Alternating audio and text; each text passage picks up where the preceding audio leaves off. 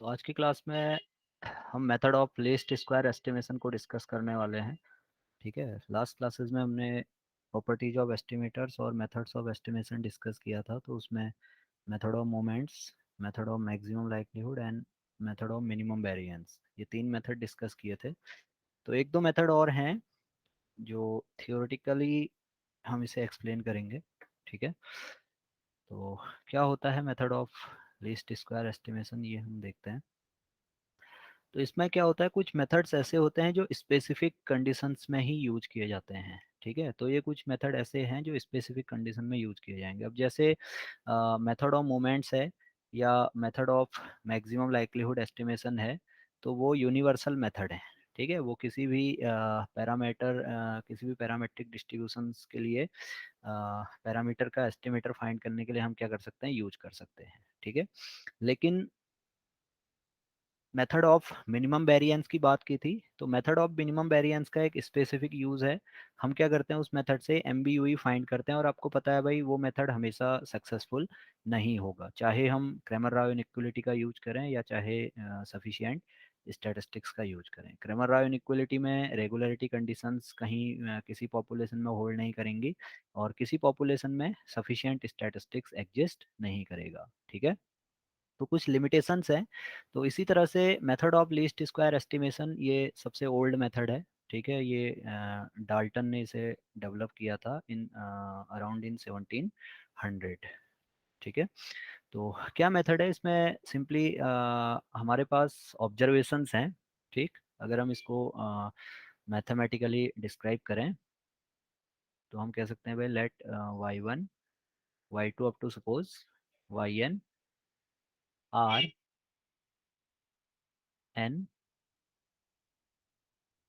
uncorrelated random variables such that yi is equal to uh, yi is equal to, sorry, expected value of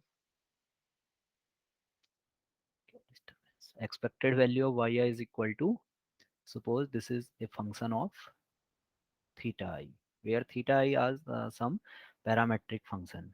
Okay, like if we have an equation of straight line, in that case we have yi equal to a plus bx. Okay, here y and x are variables, where a and b, these are unknown constant known as parameters. Okay, in similar way we can define a plus bx plus cx square, this kind of form. So here a, b and c are parameters. Okay, so in general way we can write expected value of yi equal to f theta I. Okay, where theta I are, suppose, k parameters. ठीक, इसको हम इस तरह से भी समझ सकते हैं भाई, अगर हम यील्ड की बात करें, ठीक है, किसी क्रॉप यील्ड की बात करें, तो क्रॉप यील्ड को हम y से रिप्रेजेंट कर सकते हैं। ठीक है, तो क्रॉप यील्ड जनरली क्या होती है, बहुत सारे वेरिएबल्स पे डिपेंड होती है। ठीक, तो कुछ वेरिएबल क्या होंगे, कंट्रोलेबल होंगे, और कुछ वेरिएबल अनकंट्रोलेबल होंगे, जिसे आप रैंडम एरर भी कह लेते हो। ठीक है, तो कंट्रोलेबल एरर में जैसे सीड क्वालिटी हो जाती है। ठीक है, जो क्रॉप यील्ड है वो सीड क्वालिटी पे डिपेंड कर सकती है, और इरिगेशन मेथड पे डिपेंड कर सकती है ना, और फर्टिलाइजर पे डिपेंड कर सकती है। ठीक, सिमिलर वे में कुछ ऐसे ये फैक्टर्स तो ऐसे हैं जो कंट्रोल कर सकते हैं, जिन्हें आप कंट्रोल कर सकते हो। ठीक है, these are controllable factors. Similar way में कुछ ऐसे फैक्टर्स भी होंगे जो अनकंट्रोल्ड होंगे, जिन्हें आप कंट्रोल नहीं कर सकते हैं, जिसे हम कहते हैं भाई those factors beyond human control. तो उस केस में जैसे सॉइल फर्टिलिटी है, ठीक है, और वेदर कंडीशंस हैं, ठीक, और सपोज मॉइस्चर है। तो बहुत सारे वेरिएबल्स हो सकते हैं, तो ये ग्रुप्स हम बना लेते हैं भाई। एक हमारे पास कंट्रोलेबल वेरिएबल्स हैं, दूसरा अनकंट्रोलेबल वेरिएबल्स हैं। तो हम देख रहे हैं जो क्रॉप यील्ड है वो जनरली क्या है, कंट्रोलेबल वेरिएबल और अनकंट्रोलेबल वेरिएबल से अफेक्ट होगी। ठीक। तो इस तरह का एक फंक्शन हमने डेवलप कर लिया कि भाई जो एक्सपेक्टेड यील्ड होगी, एक्सपेक्टेड यील्ड हम मान के चलेंगे भाई क्या करती है, कंट्रोलेबल वेरिएबल्स पे डिपेंड करती है। तो अब इन कंट्रोलेबल वेरिएबल्स के साथ क्या होगा, कुछ ना कुछ कोफिशिएंट एसोसिएटेड होंगे। तो वही कोफिशिएंट यहाँ पर क्या है, हमारे पैरामीटर्स हैं। तो k parameters means we have suppose k factors. Okay, in this case we have three controllable factors, so here the case is k equal to 3.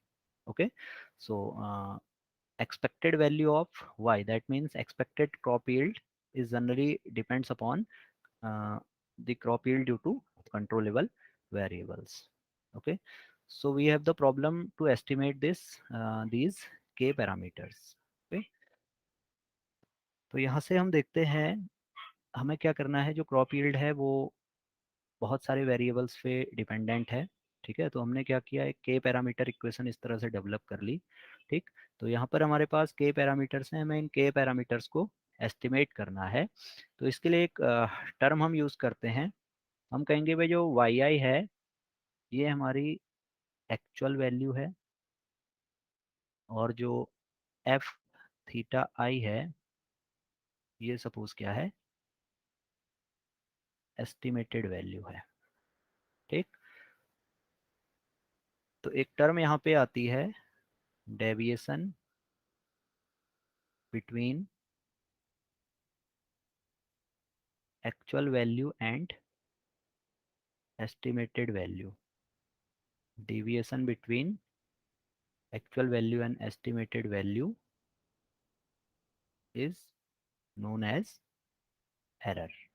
ठीक है, तो जो डिफरेंस होगा एक्चुअल वैल्यू और एस्टिमेटेड वैल्यू में वो एरर होगी।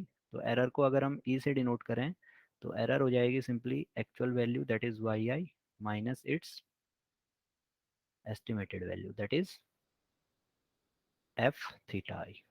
Okay, f theta is a simple function of a linear function, we can say that a linear function or a quadratic function, ठीक है, of k parameters। तो error हमारे पास define हो गई। ठीक, अब जो एरर होगी यहाँ पर जो डेविएशंस होंगे, ये डेविएशंस ये एरर्स टर्म्स क्या होंगी, या तो पॉजिटिव होंगी या नेगेटिव होंगी। ठीक है, e i's can be negative, positive और जीरो। ठीक, तो अब ये हमें पता है भाई जो एरर टर्म्स होंगी यहाँ पर, अगर हम सब सपोज कहें भाई हमारे पास के वेरिएबल्स हैं तो के एरर टर्म्स होंगी। ठीक है, या हमने जैसे अज्यूम किया था हमारे पास कितने वेरिएबल्स हैं, एन वेरिएबल्स हैं। ठीक है, तो एन एरर्स भी होंगी हमारे पास। तो ये एन एरर्स क्या हो सकती हैं, ये कुछ एरर्स पॉजिटिव हो सकती हैं, तो कुछ एरर्स नेगेटिव हो सकती हैं। तो एक एग्रीगेट आइडिया हमें लेना है एरर का। ठीक है, तो एग्रीगेट आइडिया लेने के लिए हम क्या करेंगे, सारी टर्म्स को पॉजिटिव में कन्वर्ट करेंगे। तो पॉजिटिव में कन्वर्ट करने के लिए सिंपली हम क्या कर लेंगे, एरर्स का स्क्वायर ले लेंगे। ठीक है, तो एरर्स का स्क्वायर ले लिया। और एग्रीगेट में अगर आइडिया लेना है तो एग्रीगेट के लिए हम क्या करेंगे, टोटल करेंगे, दैट इज सम हम कैलकुलेट करेंगे। तो summation one I one to N, this is E I square is equal to summation I one to N Y I minus F theta I whole square. ठीक है, ये equation ये इस तरह से हम एरर को डिफाइन कर सकते हैं। तो ये कहलाता है sum of squares due to error. तो ये एरर का एग्रीगेट आइडिया हमें देगा कि ओवरऑल क्या एरर है। ठीक है, एरर का ओवरऑल मैग्नीट्यूड क्या है। ठीक, तो अब सिंपली लीस्ट स्क्वायर मेथड क्या कहता है भाई, हमें क्या करना है, थीटा की ऐसी वैल्यूज फाइंड करनी है जिसके लिए ये एरर क्या हो, मिनिमम हो। ठीक है, so principle says that we have to estimate theta in sample such that the sum of square due to error should be least or minimum. So this method is known as method of least square estimation. तो simply क्या करेंगे भाई, हम के simultaneous, अगर हमारे पास suppose के parameters हैं, तो हम के साइमल्टेनियस इक्वेशंस डेवलप करेंगे, del by del theta I of S equal to zero for every I varies from one to up to के।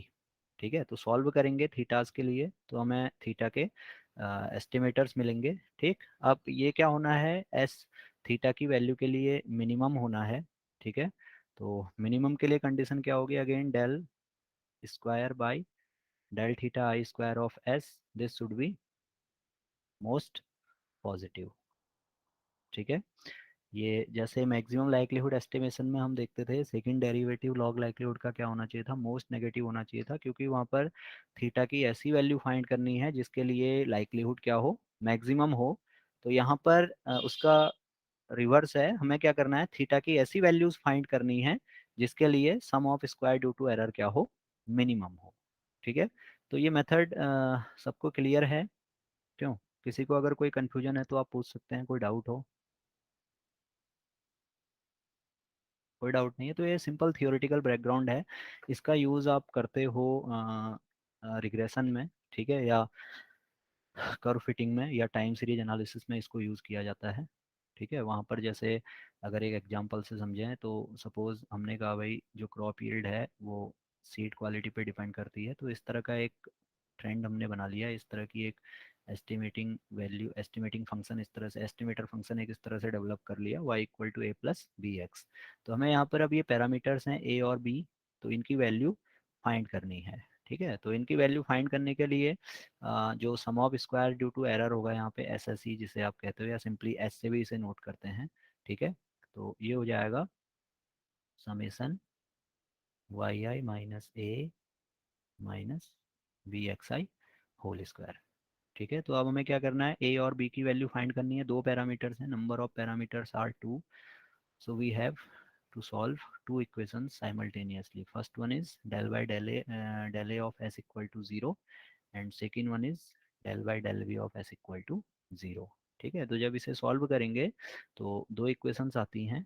फर्स्ट इक्वेशन आएगी summation y equal to N into a plus b summation x, और दूसरी equation आएगी summation x y equal to a summation x plus b summation x square. तो for given values of the variables x and y, we can estimate a and b by using these two simultaneous equations। okay, तो ये method तो सभी को आता है, सबने use किया हुआ है। ठीक है, डिटेल में जब रिग्रेशन हम डिस्कस करेंगे तो वहाँ पर इसको न्यूमेरिकली हम देखेंगे। ठीक है, तो ये तो था मेथड ऑफ लीस्ट स्क्वायर्स। ठीक, तो नेक्स्ट मेथड है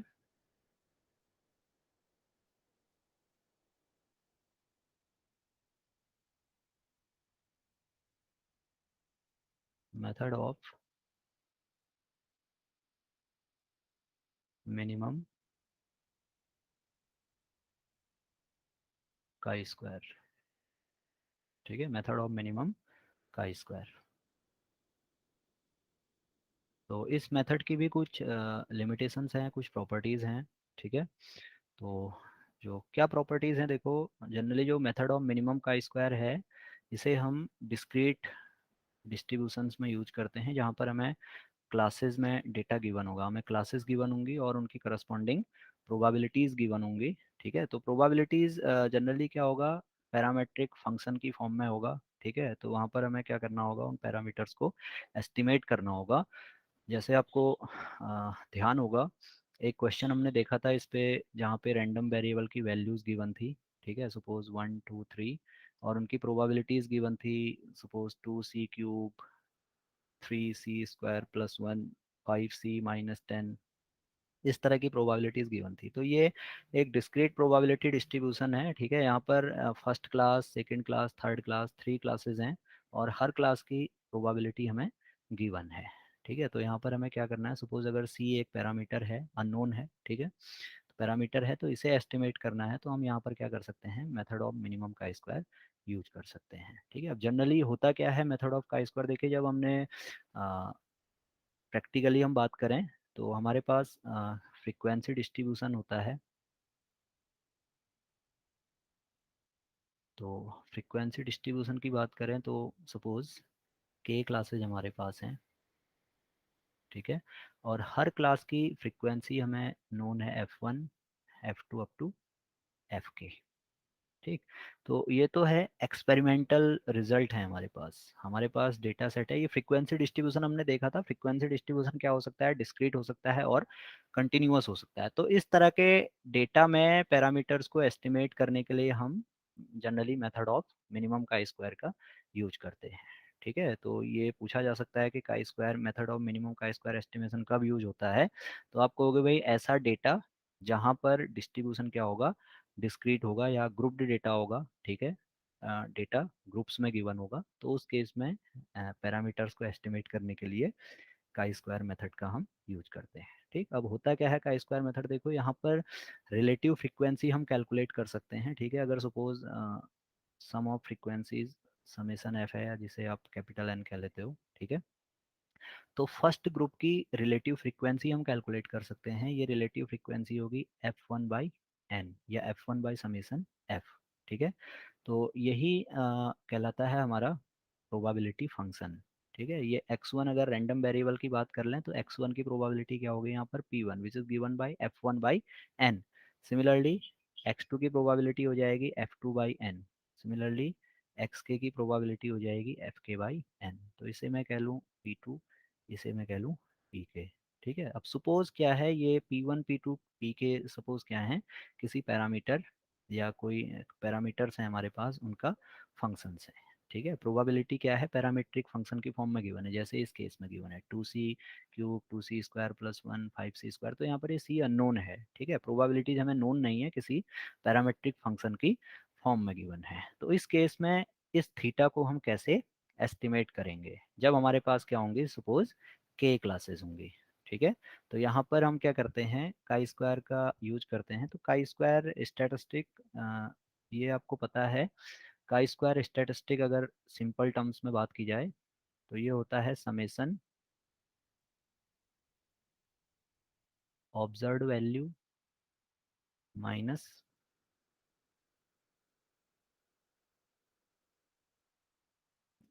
estimated value square whole divided by estimated value. ठीक है, इसे कभी आप एक्सपेक्टेड वैल्यू भी कहते हैं, जैसे स्टैटिस्टिकल जेनेटिक्स में आपने देखा होगा, ये यूज़ किया होगा, observe value minus expected value square divided by expected value. ठीक है, तो एक आई स्क्वायर स्टैटिस्टिक है। तो इस केस में ये F1 हमारी क्या है, ऑब्जर्व फ्रीक्वेंसी है, और P1 थीटा ये हमारी क्या है, प्रोबेबिलिटी है। तो एक्सपेक्टेड फ्रीक्वेंसी क्या होगी इस केस में। ठीक है, तो एक्सपेक्टेड फ्रीक्वेंसी सिंपली टोटल हमारे पास n वैल्यूज हैं। तो जैसे हमने देखा था भाई, ये रिलेटिव फ्रीक्वेंसी है ना, relative frequency is F1 by N and this is observe frequency. तो एक्सपेक्टेड फ्रीक्वेंसी इस केस में क्या हो जाएगा, ये हो जाएगा n इंटू P1। ठीक, इसी तरह से सेकंड क्लास की एक्सपेक्टेड फ्रीक्वेंसी हो जाएगी n इंटू P2। इसी तरह से kth क्लास की एक्सपेक्टेड फ्रीक्वेंसी हो जाएगी n इंटू Pk। ठीक, तो सपोज इसी का हम यूज़ कर लेते हैं, इसे थोड़ा नोटेशन हम दे दें, n कह लें, ठीक है, सैम्पल में बात कर रहे हैं।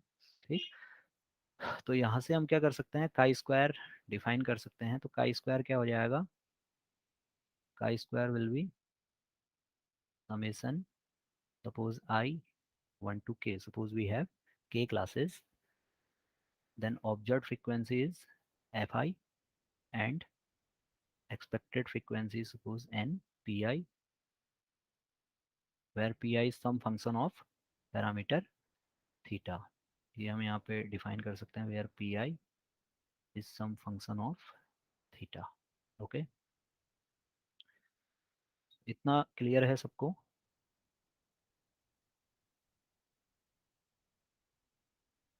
इतना समझ में आ रहा है सबको।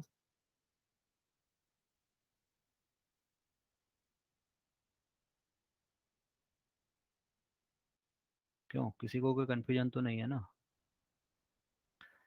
तो ये काई स्क्वायर है, इसको हम इस तरह से भी लिख सकते हैं, समेसन I 1 to k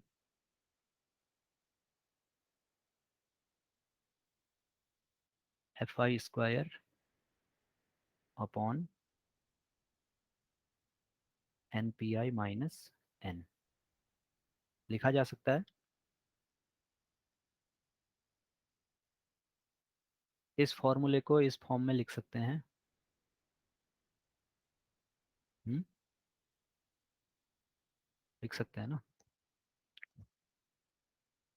कैसे लिख सकते हैं, देखो ये रिजल्ट हमारे पास है। अगर हमारे पास टोटल एन ऑब्जर्वेशंस हैं तो सिंपली एन ऑब्जर्वेशंस क्या होगा, टोटल क्लास ऑब्जर्व फ्रीक्वेंसीज का सम होगा। ठीक है। और फिर हम कह रहे हैं भाई F1 की expected frequency N P one है, F2 की expected frequency N P two है। तो ये n क्या होगा, N P one plus N P two plus up to N P K भी होगा। ठीक है। तो इस तरह से हम n यहाँ पर लिख सकते हैं। तो जब सिंपली यहाँ पर हम स्क्वायर ओपन करेंगे, तो अगर आप स्क्वायर ओपन करते हो तो ये वैल्यू क्या आएगी, देखिए summation I one to K, square open करें तो ये F I square plus N square P square minus two N into P. ठीक है, पी आई यहाँ पे हम नोट कर रहे हैं, whole divided by N P I, यही होगा। तो ये summation I one to K F I square upon N P I plus, ये अलग अलग कर लिया हमने, N square P square, N square P square upon N into P, ये बचेगा एन इंटू पी आई, और माइनस टू, स्क्वायर ओपन कर रहे हैं ना, तो ये वैल्यू यहाँ पर क्या होगी, F I into N P I होगा। ठीक है, F I A into B, two A B term होगी तो F I into N P I, तो ये टू एफ आई यहाँ पे मिलेगा। ठीक है, ये क्या किया हमने, एन पी आई से इंडिविजुअल डिवाइड कर लिया। तो जब समेसन अंदर करेंगे तो summation I one to K F I square upon N P I plus summation N P I minus twice summation F I. ठीक है। तो ये summation F I square upon N P I plus N minus two N, summation N P I is N. ठीक है। Similarly, summation fi is also 1. This is sum of observed frequency. This is sum of expected frequencies, and both sums will be equal to total frequency, that is n. Okay. So n minus 2n will give minus n. So the chi-square. Okay. तो ये हमने chi-square develop कर लिया on the basis of observed frequency and expected frequency. Okay. Now we know that the expected frequencies are the function of parameters. These are the function of parameter. Okay. So we have to find this theta is such that the chi-square should be minimum. Okay. Like in the case of least square, here we have observed value minus estimated value. ये difference जितना कम होगा, estimate क्या होगा उतना ही better होगा। ठीक है। तो ये मिनिमम होगा, तो इसका मतलब है क्या होगा, काई स्क्वायर भी मिनिमम होगा। ठीक है। तो हम क्या कर रहे हैं भाई, थीटा इस तरह से फाइंड करेंगे, we have to estimate theta, we have to estimate theta such that the chi-square will be minimum। तो फिर से यही कंडीशन है, हम क्या करेंगे भाई, थीटा के टर्म्स में अगर हमारे पास के पैरामीटर्स हैं तो हम के साइमल्टेनियस इक्वेशन बनाएंगे, काई स्क्वायर को थीटा के टर्म्स में पार्शियली डिफरेंशिएट करेंगे, जीरो पुट करेंगे, सॉल्व करेंगे। ठीक है। फिर डबल डेरिवेटिव फाइंड करेंगे, और डबल डेरिवेटिव को देखेंगे मोस्ट पॉजिटिव किस पॉइंट पे है, जिस पॉइंट पे ये डबल डेरिवेटिव मोस्ट पॉजिटिव होगा वही थीटा का क्या होगा, काई स्क्वायर एस्टिमेट होगा। ठीक है। तो ये मेथड भी आपको समझ में आ गया होगा क्या है, किसी को कोई कन्फ्यूजन है, कोई चीज़ नहीं समझ में आई हो तो आप पूछ सकते हैं।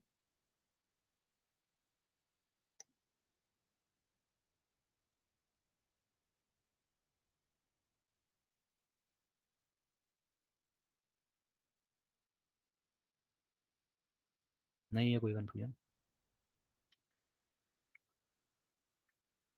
तो अब देखो प्रॉब्लम क्या होती है। जो काई स्क्वायर है ये हमने इस तरह से लिख लिया भाई, F I square upon N into P I minus N. और मोर जनरल वे में लिखें इसे तो इस तरह से मैं लिख सकता हूँ n into p of theta i. ठीक है।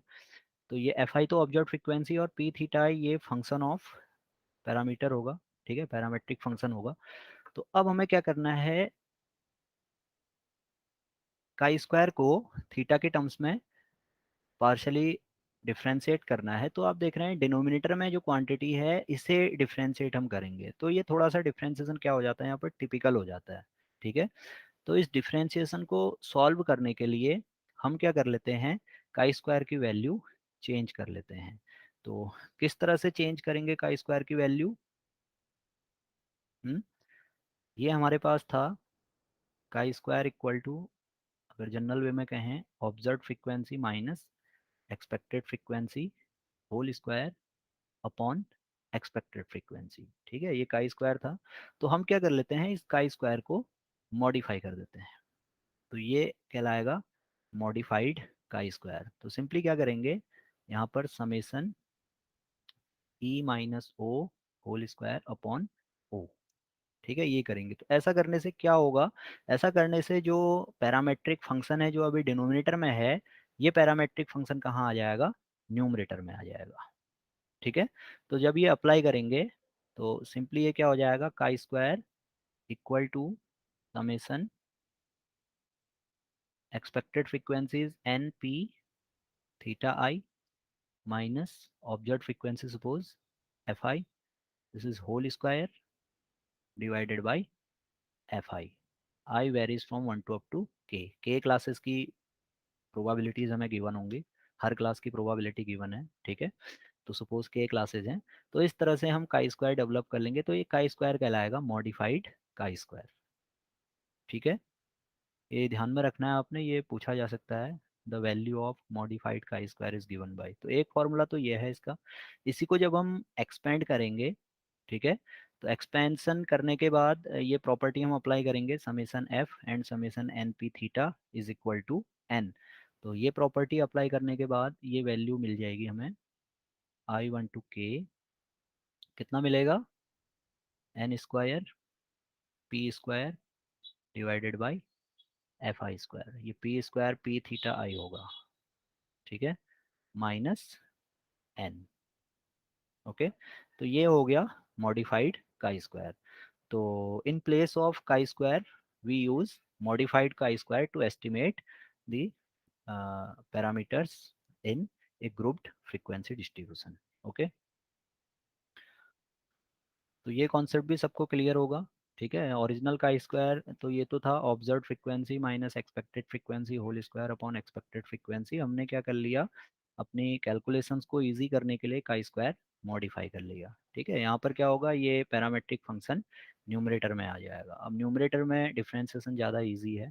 ठीक है, तो इस तरह से मॉडिफाइड का स्क्वायर मेथड हम डिस्कस कर सकते हैं। Modified minimum chi square method हो जाएगा।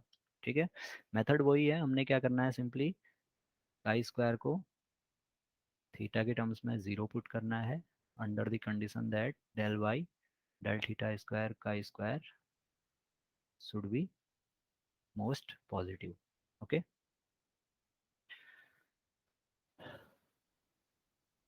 तो किसी को कोई कंफ्यूजन है chi square method of chi square estimation में, क्यों, अगर कोई कंफ्यूजन है तो आप पूछ सकते हैं। इसको एक एग्जाम्पल से समझते हैं, कोशिश करते हैं एग्जाम्पल से समझने की। ठीक है, find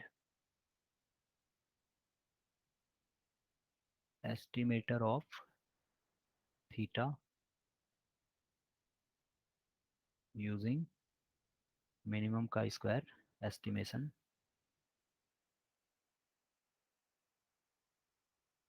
given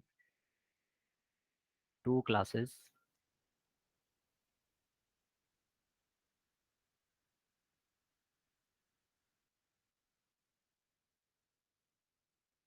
with probabilities theta and 1 minus theta. ठीक है, तो एक सिंपल सा केस है जिसमें हमारे पास दो क्लास हैं, दो ग्रुप हैं। फर्स्ट ग्रुप की प्रोबेबिलिटी थीटा है, सेकंड ग्रुप की प्रोबेबिलिटी 1 माइनस थीटा है।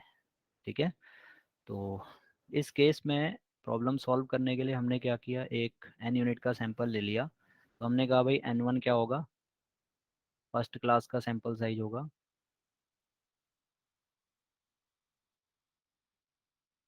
ठीक है, और n2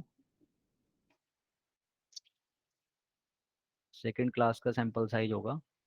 तो यहाँ से रिजल्ट हमें मिला भाई n1 प्लस n2 क्या है, n है। n1 is observe frequency of first class, n2 is observe frequency of second class. तो n1 plus n2 equal to n है। और एक्सपेक्टेड फ्रीक्वेंसी हमें कैलकुलेट करनी है। तो फर्स्ट क्लास की एक्सपेक्टेड फ्रीक्वेंसी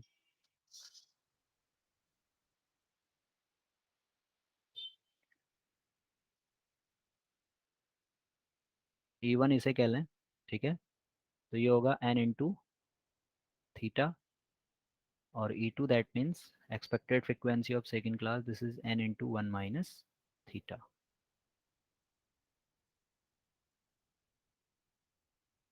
ठीक है, क्लियर है?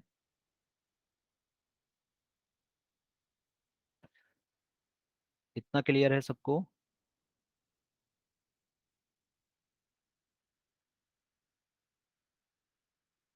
आप रिस्पॉन्स नहीं कर रहे हैं। हम्म, सभी लोगों को क्लियर है यहाँ पे कैसे एक्सपेक्टेड फ्रीक्वेंसी कैलकुलेट की? सिंपली मैंने क्या किया, हाँ, टोटल सैंपल को यस उनकी सर। करस्पॉन्डिंग प्रोबेबिलिटी से मल्टीप्लाई कर दिया।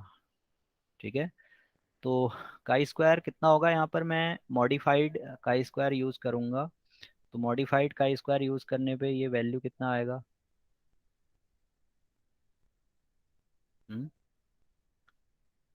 मॉडिफाइड काई स्क्वायर ये कितना था, summation N square P square theta square upon F1 minus N, ये वैल्यू था। तो यहाँ से हम देखेंगे ये वैल्यू कितना हो जाएगा, N square theta square upon n1 plus N square 1 minus theta square upon n2 minus N.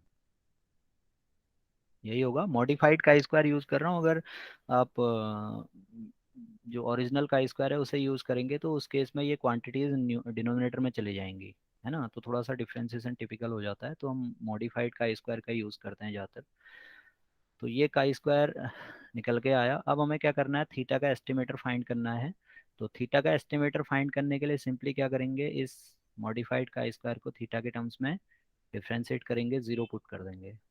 ठीक है, तो ये कितना आएगा, ये आप बताइए, बता सकते हैं कैलकुलेट करके कितना आएगा? देखिए, 2 n square theta upon n1 plus 2 n square 1 minus theta upon n2 into -1, यही आएगा। This is equal to 0। 1 minus theta square का डिफ्रेंसिएशन थीटा के टर्म्स में 2 into 1 minus theta into -1, -1 is differentiation coefficient. Okay, तो इसे अगर हम simplify करना चाहें तो ये हो जाएगा 2 n2 into n square theta plus 2 n1 n square minus 2 n1 n square theta. ये प्लस हो जाएगा, ये माइनस हो जाएगा। ठीक है, -1 से मल्टीप्लाई करेंगे तो ये माइनस, ये plus, divided by n1 n2, तो ये सिंपली हमें क्या मिलेगा, 0 मिलेगा। ठीक है, तो यहाँ से थीटा हम कॉमन ले लें। 2 आप देखिए, 2 n स्क्वायर, तो 2 n स्क्वायर ये इस तरह से हम लिख सकते हैं, इसे 2 n स्क्वायर इंटू ये ब्रैकेट, तो 2 n square is not equal to 0। This implies that 2 n2 theta minus 2n1 plus 2n1 theta, sorry 2 तो हमने ले लिया ना, 2n² is not equal to 0। यहाँ पर हम लिख सकते हैं since 2n² is not equal to 0, so n2 theta minus n1 plus n1 theta equal to 0। ये 2n² 2n² ये ज़ीरो नहीं है, ये एक फैक्टर है इस इक्वेशन का। दूसरा फैक्टर होगा n2 theta minus n1 plus n1 theta.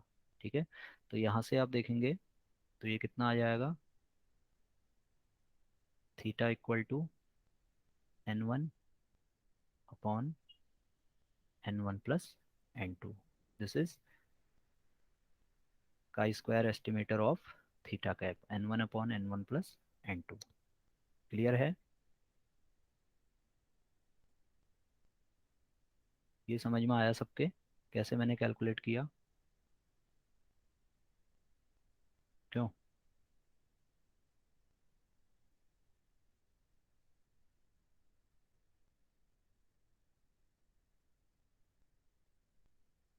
समझ में आ गया।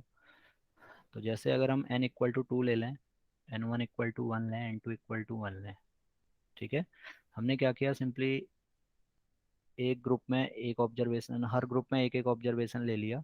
ठीक है, तो जो एस्टिमेट होगा थीटा, जो प्रोबेबिलिटी होगी वो सिंपली क्या हो जाएगी, 1/2 एंड 1/2। तो आप देखते हो ये केस किसका था, ये केस था बर्नौली पॉपुलेशन का। बर्नौली पॉपुलेशन में अगर x की वैल्यू 0 है तो उसकी प्रोबेबिलिटी थीटा, 1 है तो उसकी प्रोबेबिलिटी 1 माइनस थीटा।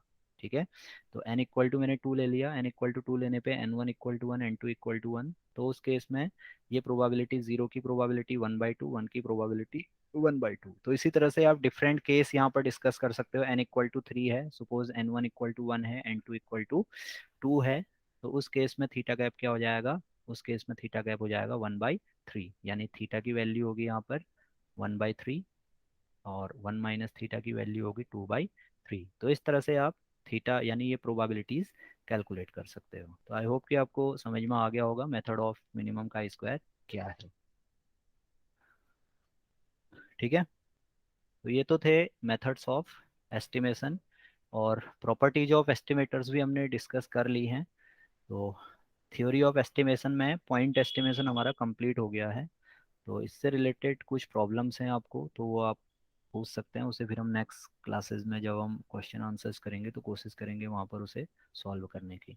ठीक है, अब नेक्स्ट थ्योरी ऑफ एस्टिमेशन में नेक्स्ट पार्ट है इंटरवल एस्टिमेशन। तो इंटरवल एस्टिमेशन हम जब टेस्टिंग ऑफ हाइपोथेसिस और सैम्पलिंग डिस्ट्रीब्यूशन को डिस्कस कर लेंगे, उसके बाद इंटरवल एस्टिमेशन डिस्कस करेंगे। ठीक है, तो अब नेक्स्ट हम देखते हैं, नेक्स्ट जो टॉपिक है ये इम्पोर्टेंट टॉपिक है, इससे काफ़ी क्वेश्चंस पूछे जाते हैं। नेक्स्ट है testing of hypothesis, testing of hypothesis. ठीक है, तो सबसे पहले इसमें टर्मिनोलॉजी की बात करें तो बहुत सारी टर्म्स आती हैं। ठीक, तो उन टर्म्स को आपको उसका एक्सप्लेनेशन पता होना चाहिए, कौन सी टर्म क्या है। तो जैसे अगर फर्स्ट टर्म ही हम पूछें यहाँ पर आपसे कि हाइपोथेसिस क्या होती है, तो कोई बता सकता है what do you mean bye hypothesis?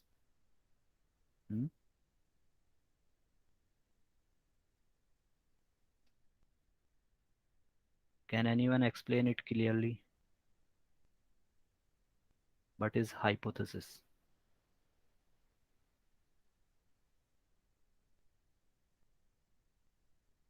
Statement about the parameter. Okay, और एनीवन?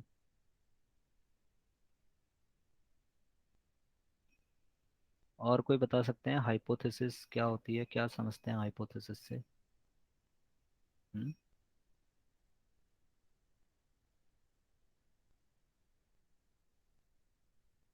नहीं पता, न बताना नहीं चाह रहे हैं। ठीक है, hypothesis is any valid assumption और स्टेटमेंट अबाउट पॉपुलेशन पैरामीटर। ठीक है। any valid assumption or statement about population parameter like the average height of students in a population of 2000 student is 160 centimeter. This is mere assumption. Okay, but this assumption is valid in terms of statistics. We can say that the average height of students may be 160 centimeter. Okay, तो कोई भी valid assumption है, कोई भी statement है जो population parameter के लिए बनाया गया है। Population parameters means characteristic of population, population की कैरेक्टरिस्टिक्स को अज्यूम आप कर रहे हो, ठीक है, उसके बारे में कोई स्टेटमेंट आप दे रहे हो, ठीक है, वो वैलिड होना चाहिए। तो उस केस में वो अजम्पशन, वो स्टेटमेंट क्या होगा, एक स्टैटिस्टिकल हाइपोथेसिस होगी। क्लियर? तो ये तो सभी को पता है। अब स्टैटिस्टिकल हाइपोथेसिस क्या है, देखो पॉपुलेशन पैरामीटर के लिए हम डेवलप कर रहे हैं। तो पॉपुलेशन पैरामीटर्स में जैसे पॉपुलेशन है हमारी, नॉर्मल है म्यू कॉमा सिग्मा स्क्वायर, तो कोई अजम्पशन हमने दे दिया म्यू के लिए या कोई अजम्पशन दे दिया सिग्मा स्क्वायर के लिए, ठीक है, तो ये एक स्टैटिस्टिकल हाइपोथेसिस हो गई। इसी तरह से अगर सपोज बाइनोमियल पॉपुलेशन है with parameters n comma theta, तो कोई अजम्पशन हमने एन के लिए डेवलप कर लिया या कोई अजम्पशन थीटा के लिए डेवलप कर लिया, ठीक है, तो वो अजम्पशन, अब यहाँ पर देखो वैलिड अजम्पशन का क्या मीनिंग है, ठीक है, आपको बाइनोमियल डिस्ट्रीब्यूशन में पता है भाई थीटा एक पैरामीटर है, ठीक है, और आपने कह दिया भाई थीटा इज ग्रेटर देन 2, ये एक अजम्पशन दे दिया, तो क्या ये एक स्टैटिस्टिकल हाइपोथेसिस होगी? हम्म, इज दिस अजम्पशन वैलिड? मैंने एक अजम्पशन लिया कि थीटा ग्रेटर देन 2, क्या ये अजम्पशन वैलिड होगा इन केस ऑफ बाइनोमियल डिस्ट्रीब्यूशन? बताइए। अरे नहीं होगा। आपको पता है भाई बाइनोमियल डिस्ट्रीब्यूशन में थीटा एक पैरामीटर है, थीटा की रेंज क्या है, 0 to 1 है। ये कैरेक्टरिस्टिक है बाइनोमियल पॉपुलेशन की कि भाई पैरामीटर की जो रेंज होगी थीटा, ये क्या होगी, 0 to 1 होगी। Theta is nothing but probability of getting x success, ठीक है। तो अब थीटा की रेंज 0 to 1 है और आपका अजम्पशन है theta greater than 2, this assumption is not valid. तो this is not a statistical hypothesis, ये एक स्टैटिस्टिकल हाइपोथेसिस नहीं होगी। ये सिंपली क्या है, एक हाइपोथेसिस है, एक अजम्पशन है, but this assumption is not valid in terms of statistics. Okay, तो आई होप कि आपको समझ में आ गया होगा स्टैटिस्टिकल हाइपोथेसिस क्या है। तो यहाँ पर ये वर्डिंग बहुत इंपॉर्टेंट है, एनी वैलिड अजम्पशन। अब वैलिड अजम्पशन क्या होता है ये भी आपको क्लियर हो रहा होगा, ठीक है। इसी तरह से यहाँ पर सिग्मा स्क्वायर है, तो मैंने एक अजम्पशन ले लिया sigma square is less than -5, तो ये भी एक अजम्पशन है, लेकिन ये अजम्पशन क्या होगा इस केस में, वैलिड नहीं होगा। क्यों नहीं होगा? क्योंकि सिग्मा स्क्वायर यानी वेरिएंस क्वांटिटी कभी भी नेगेटिव नहीं होती है, ठीक है, तो ये भी कोई वैलिड एजम्पशन नहीं है, तो ये भी कोई हाइपोथेसिस नहीं होगी। तो क्लियर हो गया स्टैटिस्टिकल हाइपोथेसिस क्या है, सबको क्लियर हो गया होगा। एनी वैलिड एजम्पशन और स्टेटमेंट अबाउट पॉपुलेशन पैरामीटर। तो हमारे पास बहुत सारी पॉपुलेशंस हैं, बहुत सारे पैरामीटर्स हैं, तो उनके बारे में अजम्पशंस, उनकी पर्टिकुलर वैल्यू को आप स्पेसिफाई कर ले रहे हो, ठीक है, तो वो हमारी क्या हो जाएगी, हाइपोथेसिस होगी। जैसे आपने कह दिया भाई एवरेज हाइट, स्टूडेंट्स की एवरेज हाइट क्या है, सपोज 160 सेंटीमीटर है, या आपने कह दिया स्टूडेंट की एवरेज हाइट 160 सेंटीमीटर से ज़्यादा है, या स्टूडेंट की एवरेज हाइट 160 सेंटीमीटर से कम है। तो ये सारे स्टेटमेंट क्या है यहाँ पर, वैलिड हैं, सारे अजम्पशंस हमारे वैलिड हैं। तो ये अजम्पशंस हमारे सिंपली क्या हो जाएंगे, हाइपोथेसिस हो जाएंगी। क्लियर है? स्टैटिस्टिकल हाइपोथेसिस क्या है, आई होप कि सबको समझ में आ गया होगा। क्यों? तो इसमें होता है नेक्स्ट टाइप्स ऑफ हाइपोथेसिस, ठीक है। तो टाइप्स ऑफ हाइपोथेसिस में first one is simple hypothesis. First one is simple hypothesis. तो सिंपल हाइपोथेसिस क्या होती है? सिंपल हाइपोथेसिस, अब इसे इतने डिटेल में तो नहीं लिखूंगा, कोई ऐसी हाइपोथेसिस जहां पर क्या है, सारे पैरामीटर्स स्पेसिफाई हैं, if all parameters are specified. यानी कोई भी ऐसी हाइपोथेसिस जहां पर पॉपुलेशन में जितने भी पैरामीटर्स हैं उन सभी पैरामीटर्स को आपने क्या कर दिया है, स्पेसिफाई कर दिया है। ठीक है, ऑल पैरामीटर्स आर स्पेसिफाइड। उनकी पर्टिकुलर वैल्यू आपने बता दी है, उनकी पॉइंट वैल्यूज आपने बता दी हैं, तो हम कहेंगे भाई ये हाइपोथेसिस क्या है, एक सिंपल हाइपोथेसिस है। जैसे एक हाइपोथेसिस हमने बनाई in case of normal population. ठीक है, हाइपोथेसिस हमारी mu equal to 160 centimetre and sigma square equal to 3 या सिग्मा इक्वल टू 3 सेंटीमीटर। ठीक है, तो ये क्या है, वैलिड अजम्पशन है। पॉपुलेशन पैरामीटर के बारे में हमने अजम्पशन दिया है, और क्या किया, पॉपुलेशन में दो पैरामीटर्स है म्यू और सिग्मा स्क्वायर, और दोनों पैरामीटर्स को पर्टिकुलरली स्पेसिफाई कर दिया है। ठीक है, तो इस तरह की हाइपोथेसिस सिंपल हाइपोथेसिस होगी।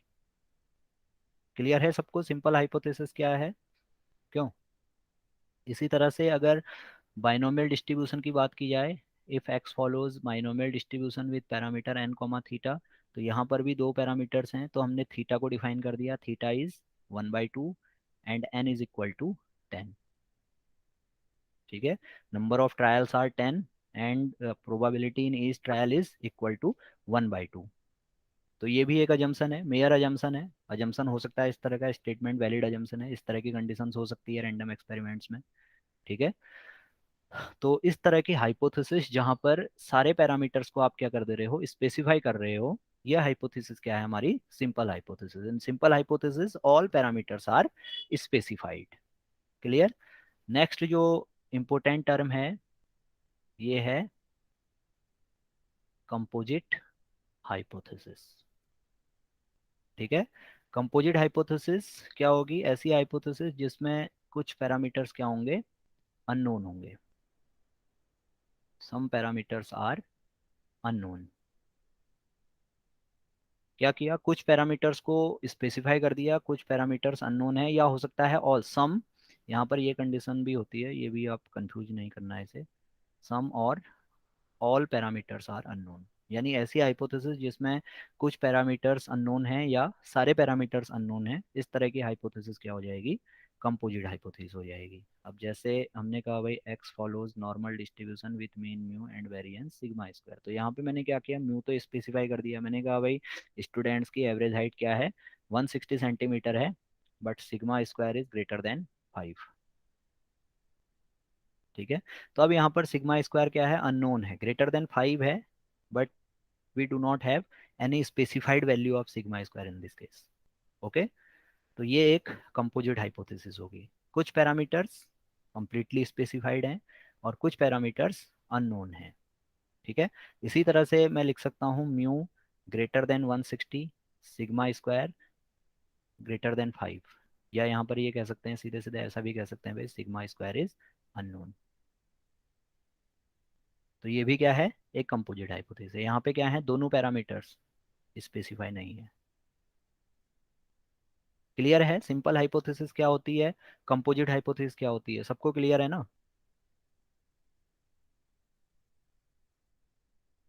किसी को कोई डाउट कोई कंफ्यूजन तो पूछ लो आप। अब suppose x follows binomial distribution and we have specified n equal to 10 and theta is greater than 1/2। तो ये किस तरह की हाइपोथेसिस होगी, सिंपल हाइपोथेसिस होगी या कंपोजिट हाइपोथेसिस होगी? और एक और हाइपोथेसिस में लिखता हूँ n equal to 10 and theta is equal to 1/3। ये किस तरह की हाइपोथेसिस होगी? ये दो हाइपोथेसिस बताओ मुझे क्या होंगी, फर्स्ट वन क्या होगी, सेकंड हाइपोथेसिस क्या होगी, सिंपल होगी कंपोजिट होगी?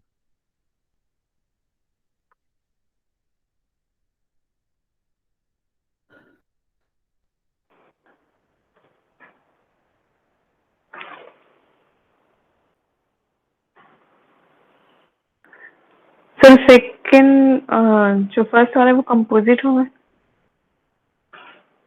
First one is composite. Composite and second one? Sir वो सिंपल होगा second. Second one will be simple hypothesis. Clear है क्यों? क्योंकि आप देख रहे हैं भाई पॉपुलेशन में दो पैरामीटर्स हैं, एक हाइपोथेसिस हमने बनाई n equal to 10 and theta greater than 1/2। आप देख रहे हैं एन तो स्पेसिफाइड है, एक पैरामीटर तो स्पेसिफाई, लेकिन दूसरा पैरामीटर अननोन हो गया यहाँ पर। थीटा ग्रेटर देन 1 मीन्स ये स्पेसिफाइड नहीं है थीटा की value. Theta greater than 1/2 means theta की वैल्यू 1/2 से 1 के बीच में कुछ भी हो सकती है। ठीक है, तो थीटा क्या है इस केस में, अननोन है। तो ये हाइपोथेसिस क्या हो जाएगी, कंपोजिट हो जाएगी, क्योंकि कुछ पैरामीटर्स स्पेसिफाइड हैं, कुछ पैरामीटर्स अननोन है। वहीं दूसरे केस में एन भी स्पेसिफाइड है, कंप्लीटली स्पेसिफाइड है, और थीटा भी कंप्लीटली स्पेसिफाइड है। तो इस केस में यह हाइपोथेसिस सिंपल हाइपोथेसिस होगी। आई होप कि आपको समझ में आ गया होगा सिंपल हाइपोथेसिस क्या होती है और कंपोजिट हाइपोथेसिस क्या होती है। सिंपल हाइपोथेसिस में क्या होगा, सारे पैरामीटर्स स्पेसिफाइड होंगे। कंपोजिट हाइपोथेसिस में कुछ पैरामीटर्स स्पेसिफाई होंगे या सारे पैरामीटर्स क्या होंगे, अननोन होंगे। ठीक है, कुछ पैरामीटर्स अननोन होंगे या फिर सारे पैरामीटर्स अननोन होंगे। तो समझ में आ गया होगा। अब नेक्स्ट हम बात करते हैं टेस्टिंग ऑफ हाइपोथेसिस क्या होती है। Testing of hypothesis, testing of hypothesis. तो कोई बता सकता है मुझे टेस्टिंग ऑफ हाइपोथेसिस क्या होती है।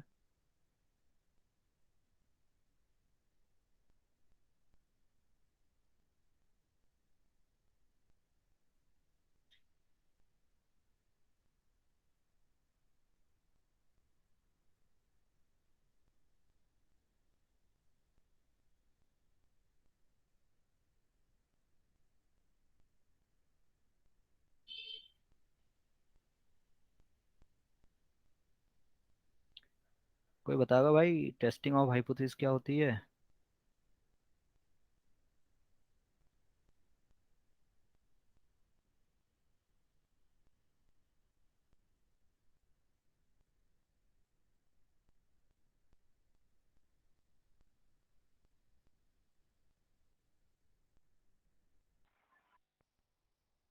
पहली बार सुन रहे हो इसके बारे में, क्यों।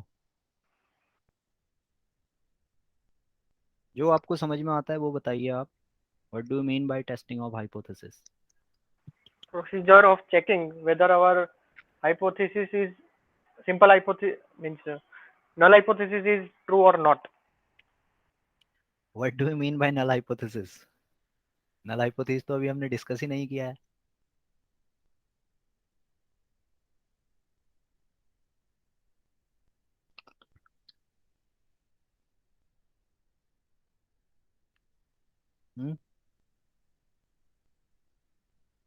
Testing of hypothesis is a two decision problem where either we accept our hypothesis or reject it on the basis of sample analysis।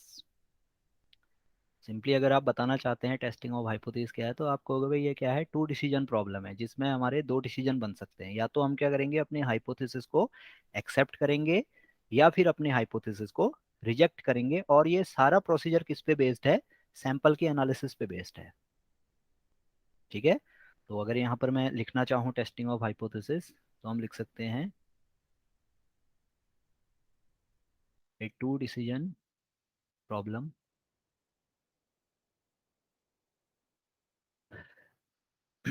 in which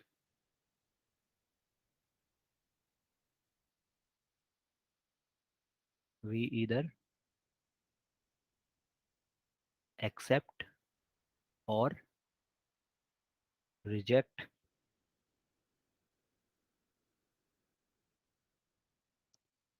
the hypothesis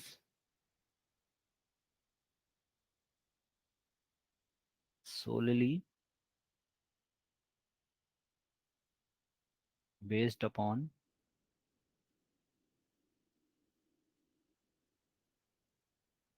the inferences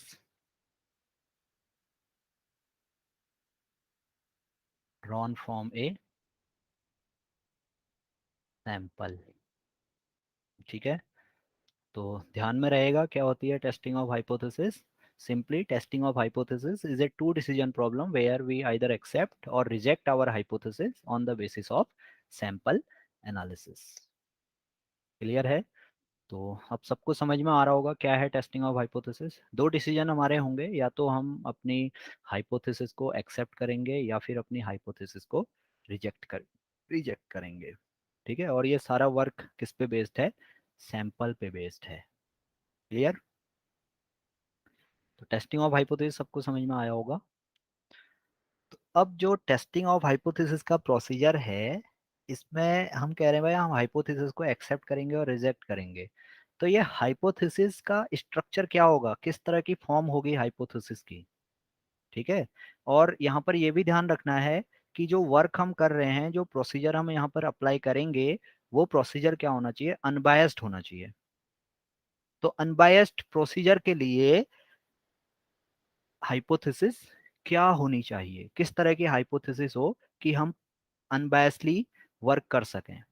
ठीक है, तो इसके बेसिस पे हम दो हाइपोथेसिस यहाँ पर define करते हैं। First one is null hypothesis and second one is alternative hypothesis.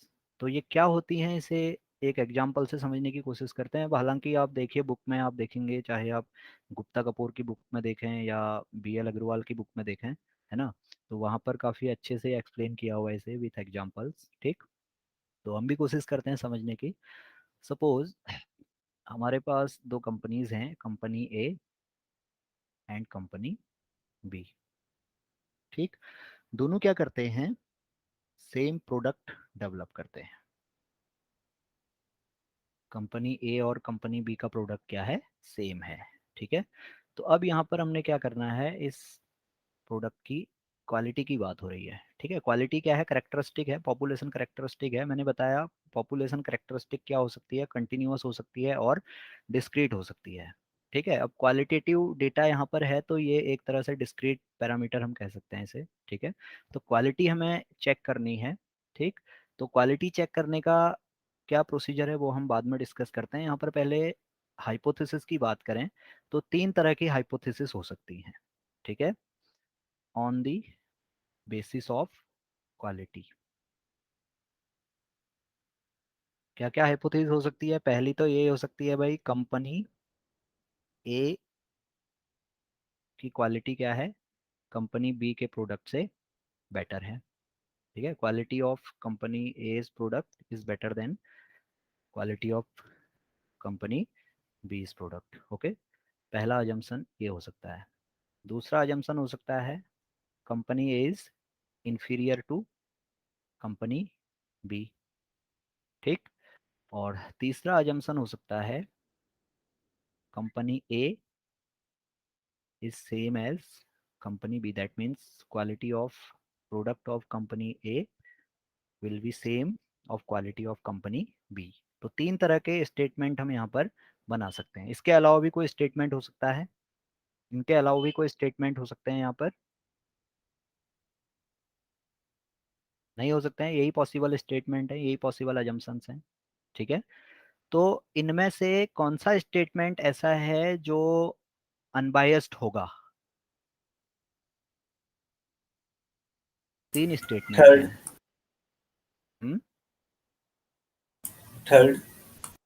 वो भी ऐसा भाई, थर्ड स्टेटमेंट ऐसा है जो अनबायस्ड है। आप मान के चल रहे हो भाई कंपनी ए और कंपनी बी का प्रोडक्ट क्या है?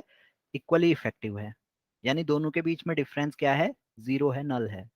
There is no difference between quality of product A and product B. अगर आप ये अजम्पशन अज्यूम करोगे, ये स्टेटमेंट दोगे, तो यहाँ पर ये स्टेटमेंट क्या माना जाएगा? अनबायस्ड स्टेटमेंट माना जाएगा।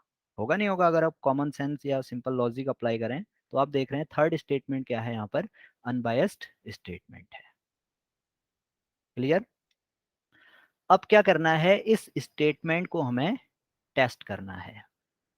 ठीक है, तो इस स्टेटमेंट को टेस्ट करने के लिए मैं सिंपली क्या करूंगा, यहाँ पर 10 इंडिविजुअल्स को कंपनी ए का प्रोडक्ट दूंगा और 10 इंडिविजुअल्स को कंपनी बी का प्रोडक्ट दूंगा।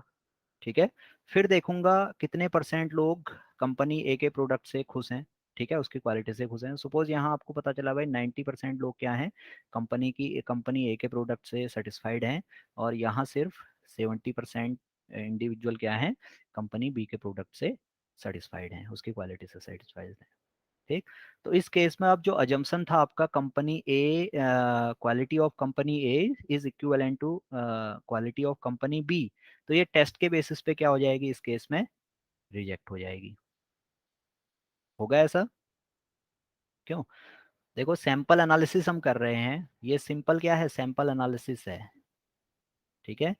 तो सैंपल एनालिसिस के बेसिस पे देखो दो तरह के रिजल्ट यहाँ पे फॉलो हो सकते हैं। पहला रिजल्ट तो हो सकता है भाई आपने 10 लोगों को कंपनी ए का प्रोडक्ट दिया और 10 लोगों को कंपनी बी का प्रोडक्ट दिया, ठीक है, और 90% ने कहा भाई कंपनी ए का प्रोडक्ट बेटर है, और यहाँ भी 90% लोगों ने कह दिया कि कंपनी बी का प्रोडक्ट बेटर है। या अब क्या हो गया इस केस में, यहाँ पर जो डिसीजन हुआ, ये डिसीजन हो गया भाई, हम क्या करेंगे इस स्टेटमेंट को एक्सेप्ट कर लेंगे, यानी इस हाइपोथेसिस को एक्सेप्ट करेंगे। हम मानेंगे भाई कंपनी ए और कंपनी बी का क्वालिटी क्या है, सेम है। क्लियर है। इसी तरह से दूसरा रिजल्ट फॉलो हो सकता है भाई, 90% लोग कह सकते हैं कंपनी ए का प्रोडक्ट बेटर है, यहाँ सिर्फ 70% कह सकते हैं कि कंपनी बी का प्रोडक्ट है। तो इस केस में क्या करेंगे, इस स्टेटमेंट को रिजेक्ट करेंगे। तो ओबियस है टू डिसीजन प्रॉब्लम हो गई, ठीक है। This two decision problem is based on this sample analysis. तो टेस्टिंग ऑफ हाइपोथेसिस क्लियर हो गया। Testing of hypothesis is two decision problem in which either we accept और रिजेक्ट द हाइपोथेसिस। तो इतना क्लियर है सबको, इतना कॉन्सेप्ट सबको समझ में आया।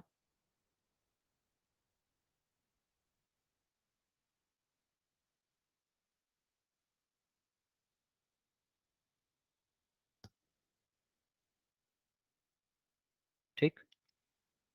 तो अब जो ये स्टेटमेंट हमने बनाया है अनबायस्ड स्टेटमेंट, इसी अनबायस्ड स्टेटमेंट की हम क्या कर रहे हैं, टेस्टिंग कर रहे हैं, ठीक है।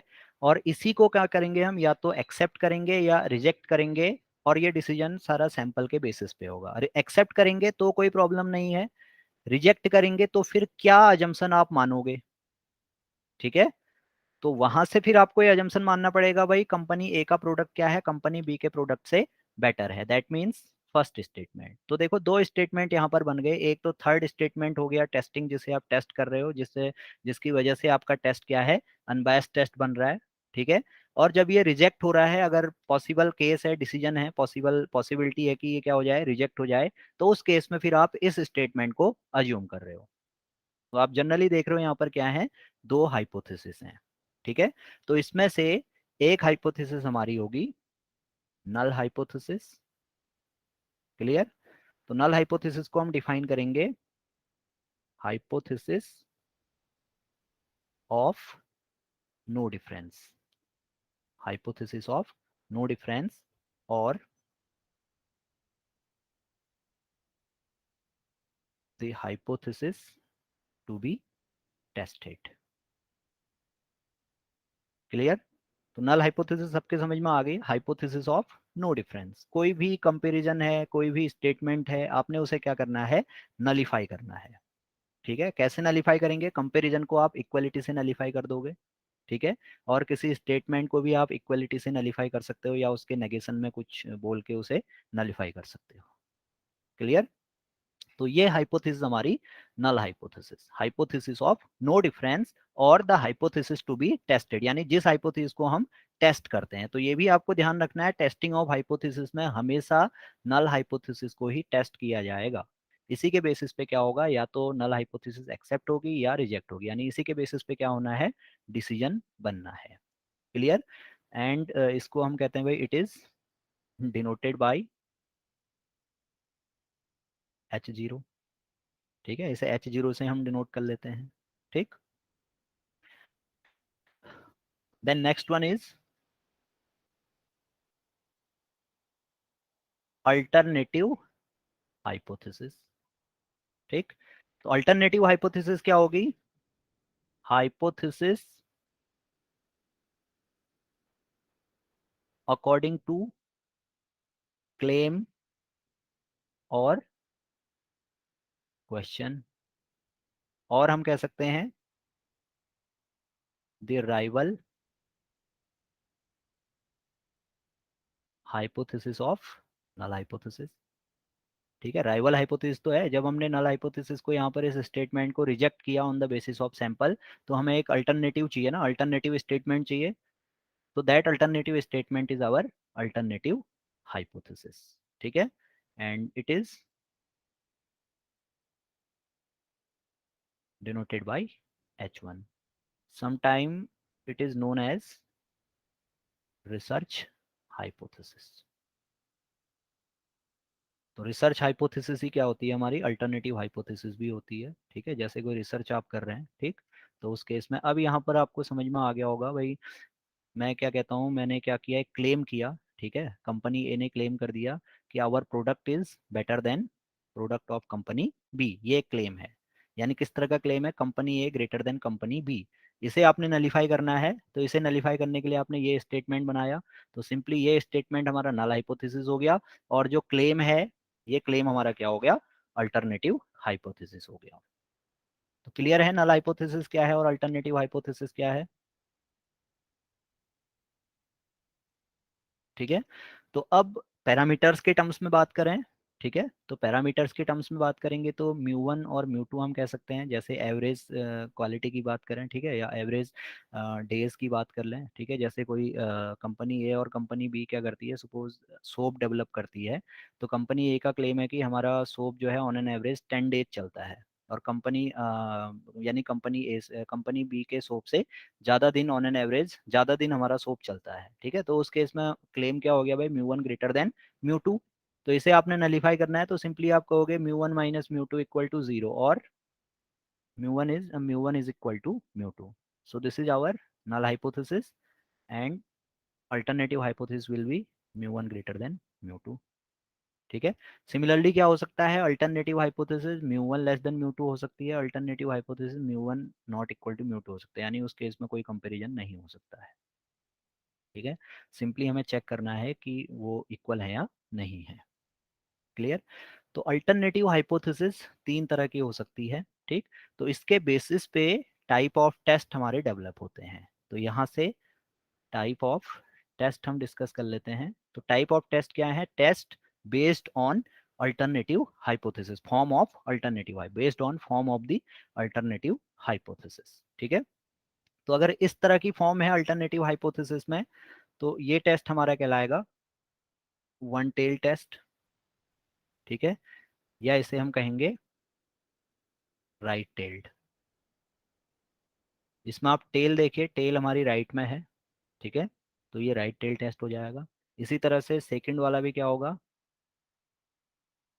वन टेल टेस्ट होगा, ठीक, इसकी टेल हमारे लेफ्ट में है, तो ये लेफ्ट टेल टेस्ट होगा, क्लियर।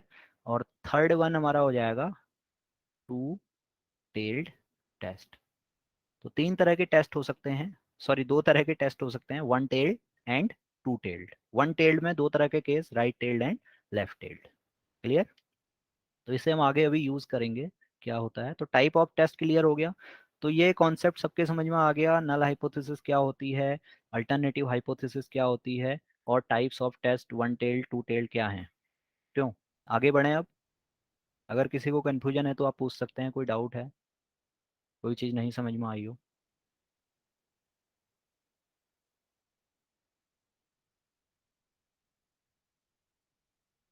हम्म, नहीं है कोई डाउट,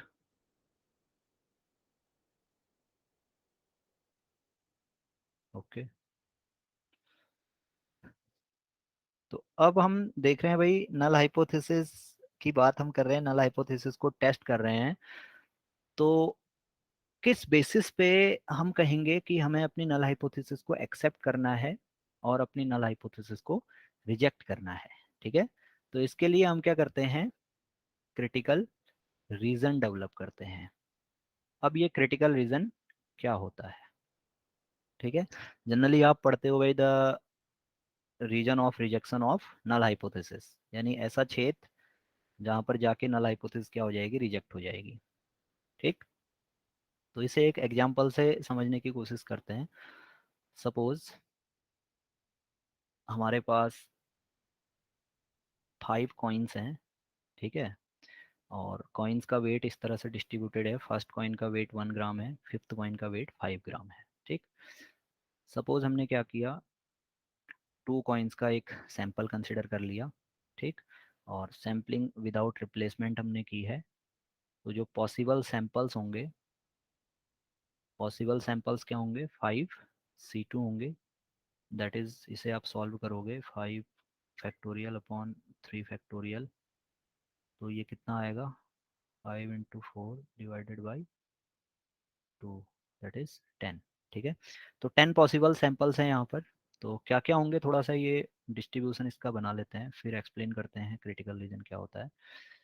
तो सैंपल नंबर हमने यहाँ पे ले लिया और सैंपल्स डेवलप कर लिए। ठीक है, तो सैंपल नंबर्स में 1 से लेके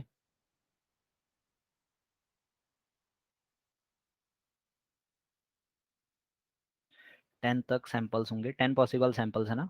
ठीक है, तो फर्स्ट पॉसिबल सैंपल क्या होगा, अगर हमने सैम्पलिंग विदाउट रिप्लेसमेंट की है तो ये फर्स्ट सैंपल होगा 1,2, सेकेंड सैंपल होगा 1,3, देन 1,4, 1,5, 2,3, 2,4, 2,5, 3,4, 3,5 एंड 4,5। यही होंगे ना पॉसिबल सैंपल्स। ठीक है, तो अब सपोज जो हाइपोथेसिस है हमारी H not such that, mu के लिए हमने बनाई है, पॉपुलेशन मीन के लिए बनाई है। ठीक है, suppose mu is equal to 3, ये हमने बनाया और मैंने क्लेम किया हुआ है, my claim is mu is greater than 3। ठीक है, तो मैंने क्लेम किया भाई इस केस में जो कॉइन्स का वेट होगा, एवरेज वेट, वो 3 ग्राम से ज़्यादा है। ठीक है, on the basis of these 2 units of sample we have to test the hypothesis h not such that mu equal to 3। तो मैंने क्या किया, क्लेम को नलीफाई कर दिया, मैंने कहा भाई mu इक्वल टू क्या होना चाहिए, 3 होना चाहिए। ठीक है, इतना क्लियर है। तो अब इसे टेस्ट करने के लिए सपोज मैं एक स्टैटिस्टिक डिफाइन करता हूँ। ठीक है, स्टैटिस्टिक मैंने ले लिया सैंपल मीन। तो जब मैं यहाँ पर स्टैटिस्टिक सैंपल मीन डिफाइन करूँगा तो क्या होगा भाई, इसका डिस्ट्रीब्यूशन होगा ना, इसका सैम्पलिंग डिस्ट्रीब्यूशन होगा। अब क्या सैम्पलिंग डिस्ट्रीब्यूशन होगा, वो इन सैंपल्स पे बेस्ड होगा, इन 10 सैंपल्स पे बेस्ड होगा। ठीक है, वो अलग बात है कि हमने इसकी प्रॉपर्टीज डिस्कस कर ली हैं। ठीक है, अब म्यू को हमने क्या करना है, एक्स बार की हेल्प से देखना है कि ये हाइपोथेसिस हमारी करेक्ट है या नहीं है। ठीक, तो सैम्पलिंग डिस्ट्रीब्यूशन में निकाल लूँ सैंपल मीन का, तो फर्स्ट सैंपल का सैंपल मीन आप कैलकुलेट करोगे तो ये कितना आएगा, 1.5 आएगा। सेकेंड का सैंपल मीन 2.0, थर्ड का 2.5, देन 3.0, देन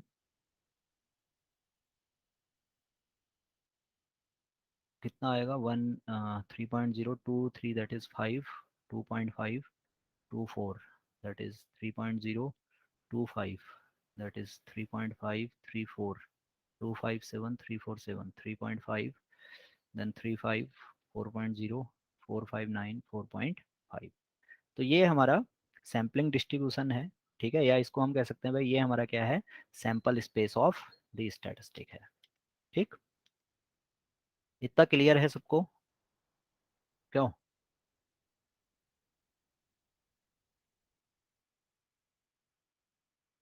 हाइपोथेसिस भी सबको क्लियर होगी मैं क्या टेस्ट करने जा रहा हूँ यहाँ पे। ठीक है, तो अब क्रिटिकल रीजन क्या होता है, देखिए मैंने क्या किया, जो सैम्पलिंग डिस्ट्रीब्यूशन था या जो सैंपल स्पेस है एक्स बार का, उस सैंपल स्पेस को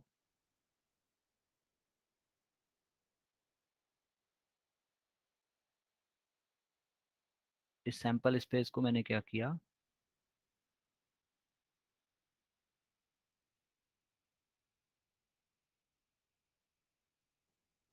दो डिसजॉइंट पार्ट्स में डिवाइड कर दिया। ठीक है, एक पार्ट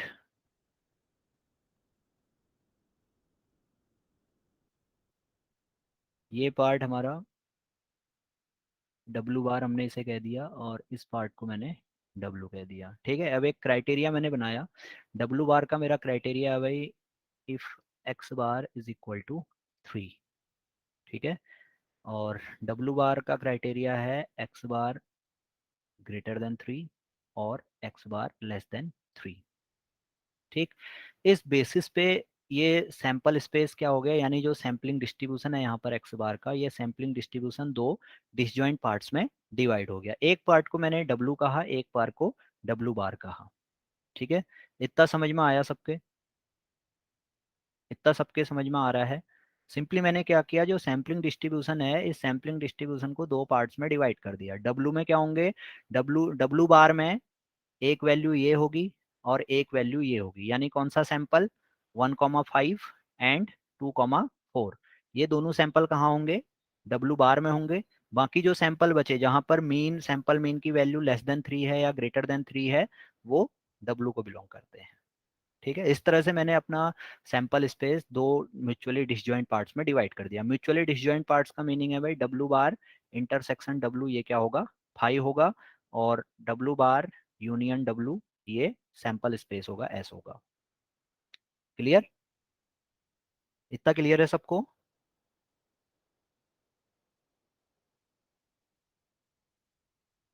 बेटा इतना क्लियर है सबको? आप रिस्पॉन्स करिए तभी तो आगे बढ़ेंगे।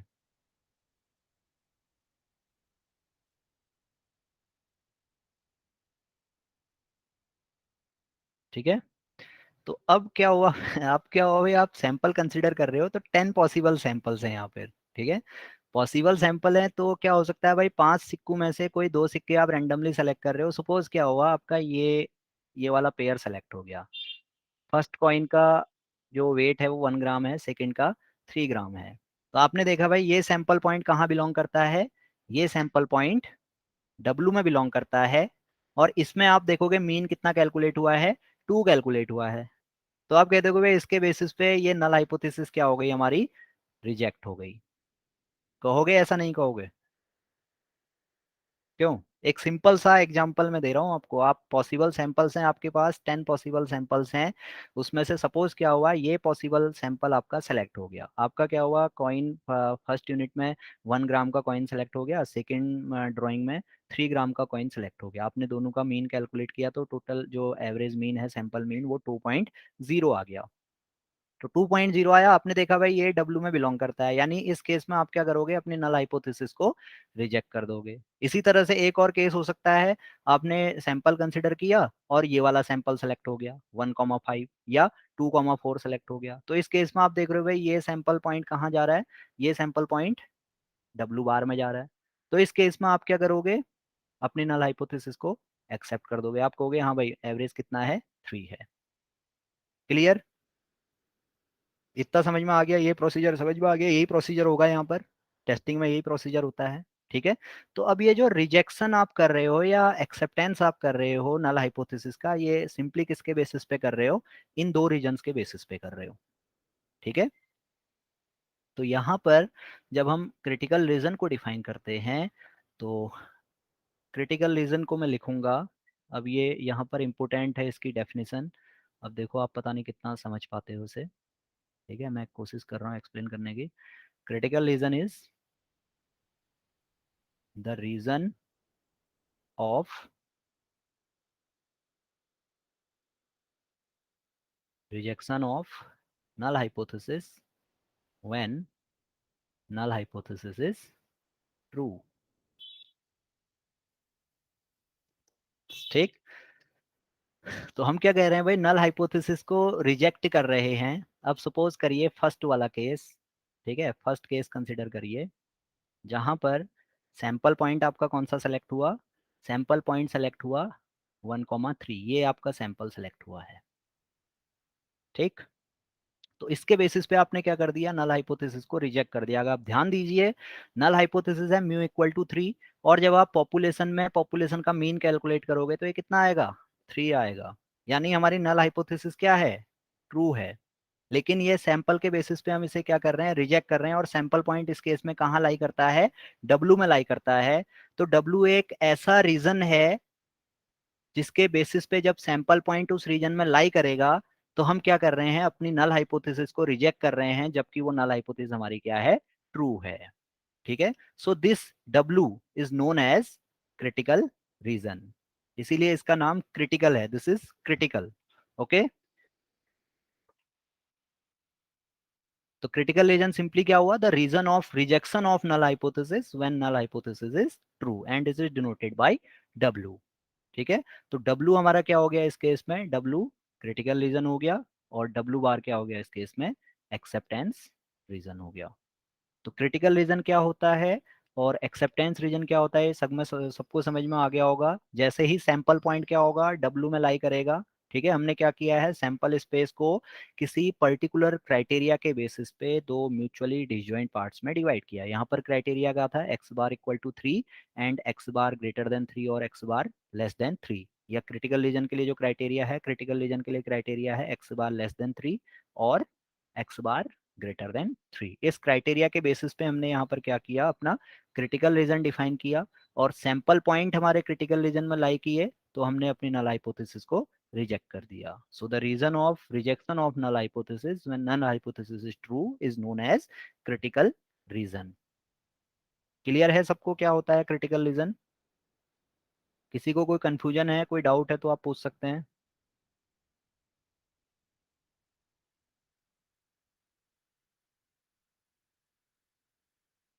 ये समझ में आया सबके, क्रिटिकल रीजन सबको क्लियर है?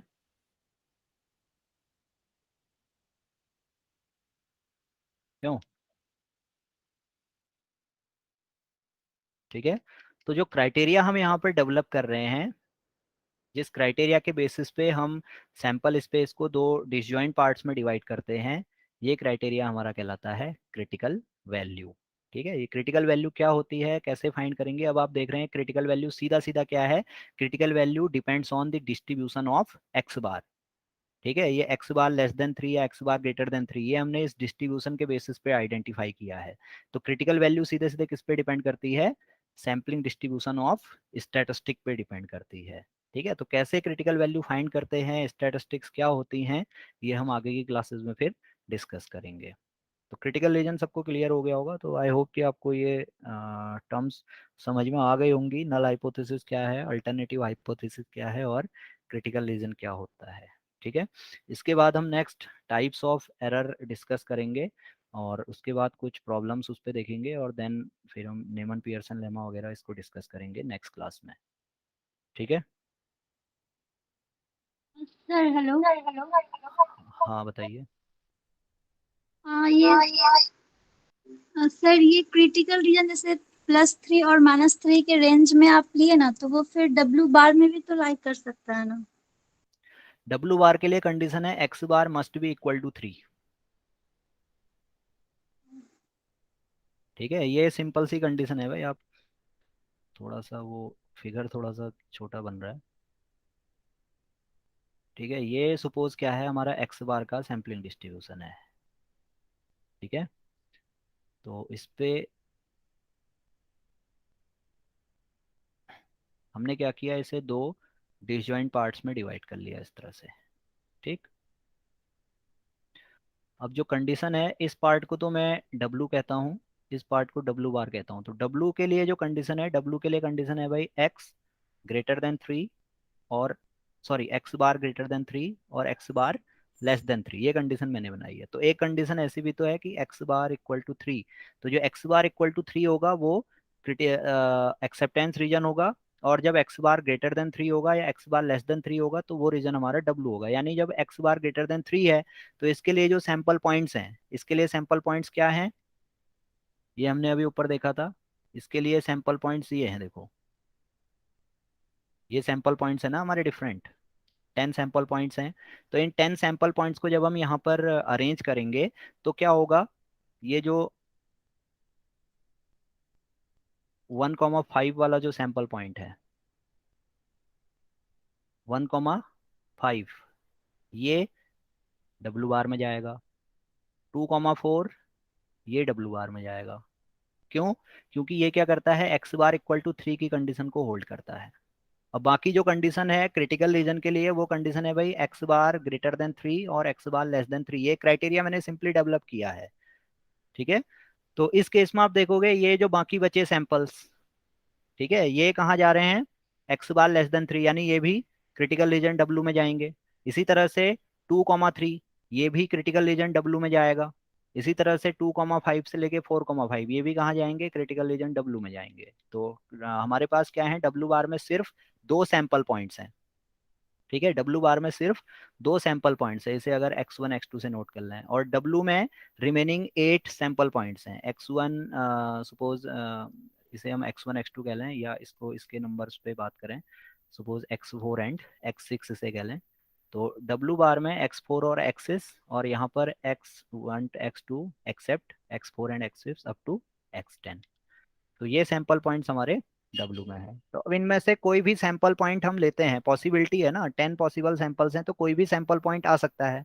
अब सपोज सैंपल पॉइंट हमारा x4 आया, तो हम देख रहे हैं भाई x4 हमारा कहाँ बिलोंग करता है, W में, W बार में बिलोंग करता है। तो इस केस में हम अपनी नल हाइपोथेसिस को एक्सेप्ट करेंगे। वहीं हम देखेंगे, वहीं ये भी पॉसिबिलिटी है कि हमारा क्या हो सकता है, x10 सेलेक्ट हो सकता है, 10th सैंपल सेलेक्ट हो सकता है, और 10th सैंपल की वैल्यूज हैं 4,5। तो इस केस में जो मीन है वो है 4.5।